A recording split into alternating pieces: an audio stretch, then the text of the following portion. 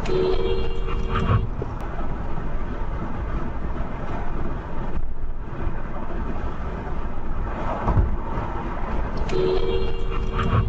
the brake.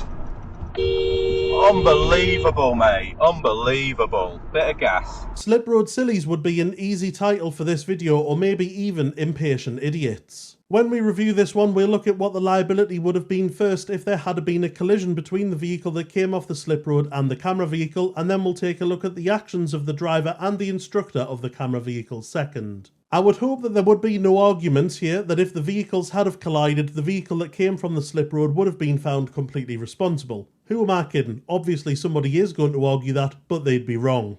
The slip road vehicle came down the slip road, obviously impatient and doesn't want to be held up by the heavy that's in lane 1, so they move across lane 1 and straight into lane 2 without checking it's safe and clear to do so, and without doing an over-the-shoulder check. Had they done an over-the-shoulder check, they would have seen the camera vehicle correctly proceeding in lane 2. Had they collided with the camera vehicle, they would have been found completely responsible. Thanks to this video footage, there is no ifs, buts or maybes about that.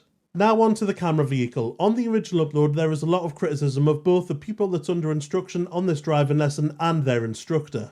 I would say the majority of that criticism is unfounded. I do think there could have been slightly more awareness of the potential for this scenario. Given the speed of the car on the slip road and that they were going to be joining behind a heavy, it's not completely unforeseen that an event like this could have happened. Would I have liked to have seen a little bit more awareness, with a bit of an earlier reaction? Yes. Does that change liability in any way, shape or form if there's a collision? No. The majority of people commenting with the aim of criticising the driver and the instructor of the camera vehicle, as usual with dashcam clips, are coming from a place of hindsight that neither the driver or the instructor had at the time. And I would probably be able to guarantee that anybody that is saying that they would have thrown on the brakes in case this had happened is talking out of their rear, because they probably would have proceeded exactly as the camera car did. We also don't know how far along this learner is in their journey of learning how to drive, and I'm sure that this incident has given them a valuable lesson going forward.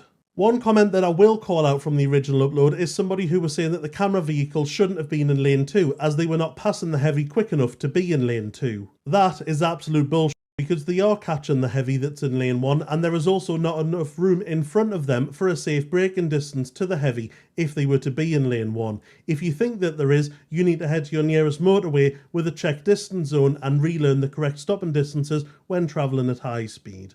Lovely jubbly, sound as a pound.